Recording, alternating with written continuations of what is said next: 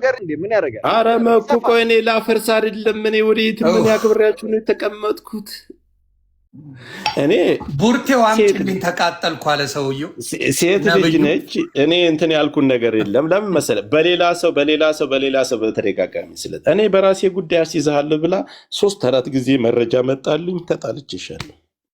ከዛ ውጭ እኔ የሚያገባኝ ነገር ከማንም እከሌና እከሌ ስም ጠርተሽ እከሌ ብለሽ የምትይኝ ከሆነ አዳምጣለሁ።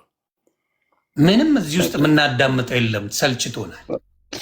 እዚሁ እንትንሽን አንቺ ሙኒ ጥሩ ነው። ከሌ ተደረገ ተብሎ ስም መጥራት ጥሩ ነው። ጆከር ማሻላ ስቲል ፕላን ላይ ነህ። እኔን ገደል ለመክተት እኔ ስም አልጠራም። ልቦናችን እያወጣው ነው። ኧረ እኔ አልወጣኝም። ሰውየው ፖለቲከኛ ነው ታውቂያለሽ። አልወጣኝም። እኔ ሙኒት አንቺ ነኝ መቼም አንቺ ነሽ ገደል ልትከቺኝ እንትን ያለሽ እኔ ገደል ልከች ትፈልግ ጆከር አንድ ነገር ልንገርህ። ወንድሙ ምግብ ቤት ካዘረዘርሽ ስም እየጠራሽ ዘርዝረሽ ብቻ ስማምልህን እኔ አልፈልግም። የተዳፍኖ ወሬ አልፈልግም። በደንብ ይጥራልኝ ነው የምትለው። ስም ጠርተሻው ጠራሁልህ እኮ ወንድሙ ምግብ ቤት። እኔ ወንድሙ ከሌ የማውቀው ነገር የለም። ስም እየጠራሽ ለከሌና ለከሌ ብለህ ተናገሪ። ጠፍቶኝ አጥቼው አይደለም ጆከር፣ እኔ ለአንተ ጠላት አይደለሁ። ኧረ ተይ እባክሽ። እዚህ ላይ እህታችን ናት። በአንድ ጊዜ መኩ ዱባይ ነው ያለችው እህታችን ናት። ስም መጥራት ችግር ያመጣል። ስለዚህ ግዳ ስም ጥሪያት ትበላት። ሀሳቧን ብቻ ትግለጥ። ሀሳቧንም አንፈልግም። አሁን የምንፈልገው ካልሆነ ፓርላማ ረግጣ ወጣለች ሙኒታ። ፓርላማ በዚህ ነው አይደለም። እሱን ሳይሆን ለአላህ ስል ይቅር ብያለሁ። ቆይ በቃ አቡዬ አሁን ተጀመረ እኮ በቃ ይኸው ቀጥይ። አንዴ መኩሻ ዝም በል አንዴ ፕሊዝ። ቆይ በይ ዝም በል ይቅር ብያለሁ ማለት እኮ የተበዳይ ነኝ ማለት ነው። መጀመሪያ ፕላኑን አስተካክሉት። ሚውታር እኔ መጀመሪያ ቀን ተማ ፓርላማ ረግጣ ወጣለች፣ ይዣታለሁ። ከፓርላማ ሮጣ ወጣለች። ስለዚህ በይ ሙኒት ቀጥይ። ናት ሙኒት ያንቺ ነው ወይ አልኩት እኮ አልሰማንም። እንድንሰማ ጆከር ለአላህ ስል ይቅር ብያለሁ። ለአላህ ስል ማለት አይደለም። ኧረ መኩ ዝም ብያለሁ አይደለማ። ቆይ ማኛው ልክ አይደለም። አያስፈልግም እባክህ ዝርዝር ውስጥ አይደለችም። ይቅር በላይ ነው የሚባለው እንዴ? እሺ እንስማ። አዎ ይቅር በለኝ፣ እሱም ይቅር በይ ነው የሚላት። እንደዛ ነው ማለት። እሱን ትርጉሙን ተወው በመድኃኒዓለም። በቃ እኔም ልቀጥል ይሆንዬ ልቀጥል። እሷ ስላለች ቴንኪው። መሀል ግን ጣልቃ እንዲያገባብኝ ወደ ይቅርታ አጠራ።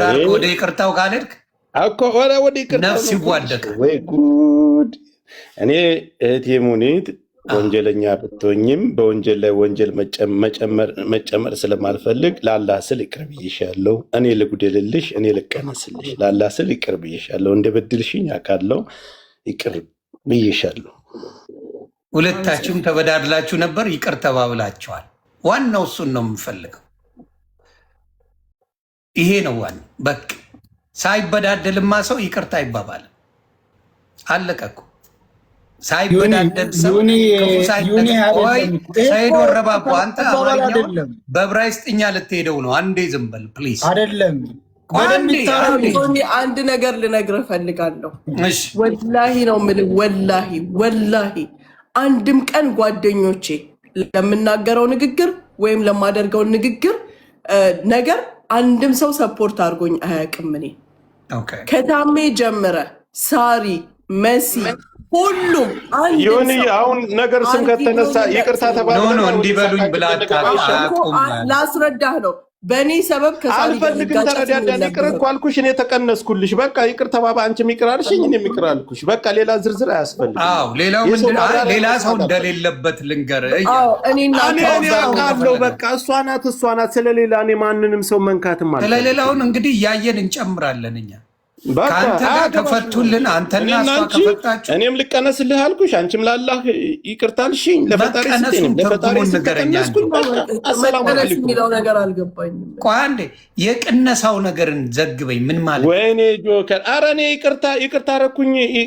ይቅርታ እንዳለሽ እኔም አልኩኝ ለማለት ነው። ጋይስ አታዙ ነው። ኦኬ ቅነሳው ላይ ስለሌለውበት ብዬ ኧረ እኔ ለእኔ ይቅር ካልኩ ይቅር እኮ አለቀ፣ ተለያየ እንጂ አሁን ማንሳትም አያስፈልግም። ካነሳን ወደ ሌላ ነገር እግዚአብሔር ያክብርልኝ። በእውነት እግዚአብሔር ያክብርልኝ። ስላከበራችሁን እናመሰግናለን። ሞኒቲሻም እግዚአብሔር ያክብርሽ፣ ጆካም እግዚአብሔር ያክብርህ፣ ሰይድም አቡሻም ይመች፣ መኩሻም ያው ወንድሜ ስለሆነ ነው ብጮህበትም ምናምን የኛ ለማስታረቅ የምናደርገው ትግል ነው። ሰዎች ሲጣሉ አይወድም እኮ ደስ ይለኛል። በእውነት እግዚአብሔር በሚያውቀው በብዙ ነገር ለአማራ ዋጋ የከፈለ ወንድማችን ነው።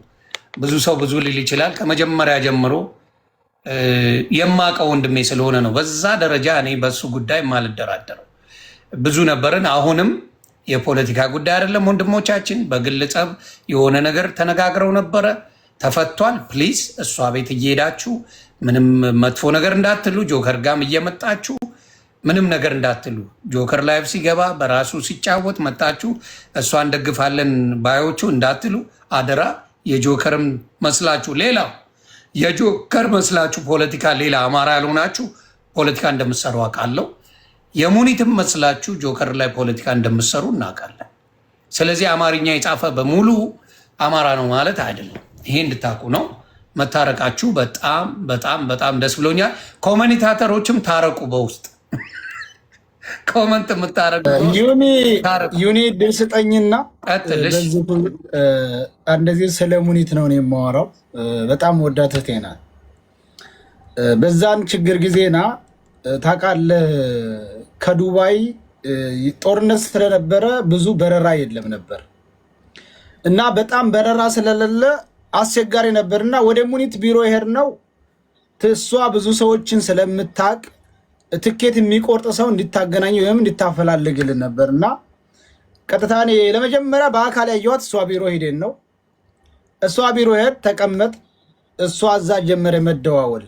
አንዳንድ ሰዎች ምናልባት እኔ አሁን ቪዲዮ ላይ ያዩትና እውነታውን በደንብ አድርጌ እንዳብራራ ነው። አሁን መደወል ጀመረችና ደወለችላትና ትኬት ቆራጭቱ ከዱባይ እዚህ ቦታ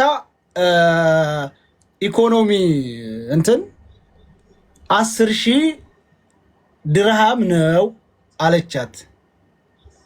በመጀመሪያኛ 5,000 አግኝተን ቆርጠን ሪጀክት ብሎ መልሶብናል። ሌላ ቦታ 5,000 አግኝተን እሷ ጋር ሄደን 10,000 ነውና ልቁረጠው ወይ ስትላት በቀጥታ ቁረጪው ነው ያለቻት።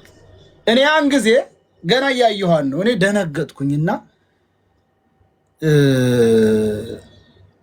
በቃ ዝም ነው አልኩት።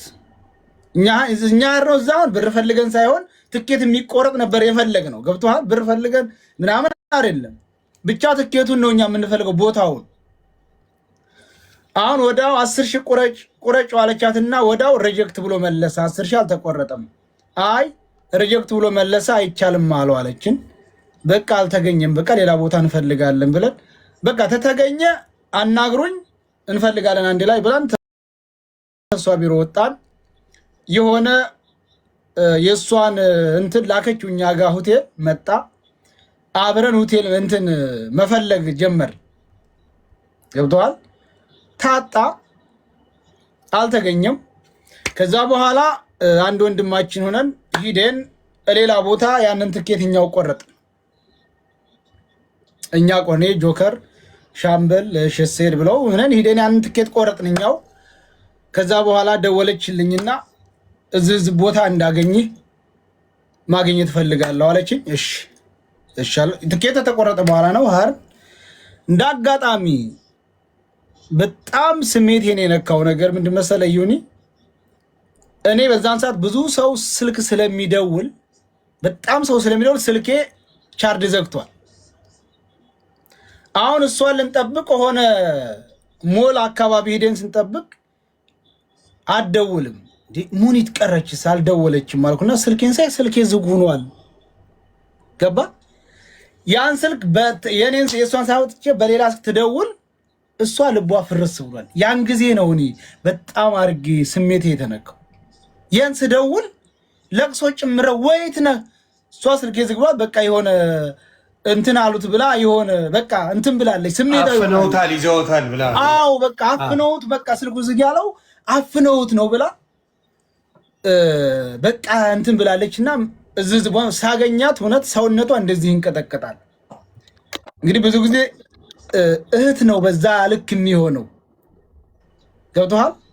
እዛ ስታገኘኝ እንካ ይሄንን በእጅህ 5000 ድርሃም ብላ በእጄ ሰጠች። አመሰግናለሁ ብዬ ብሩም አይደለም ሁሉም ሳይሆን የነበራት ስሜት ብዙዎችን እህቴ አለች እንዲለያይ የሆንኩበት ታይም ያልኩት። አሁን አንዳንድ ጊዜ ብዙ ሰዎች ይመጣሉ። ለምሳሌ ጆከር ጋራ ወደ 6 ወር አንድ ላይ ነበር። ጆከር ያደረገው መናገር አልፈልግም።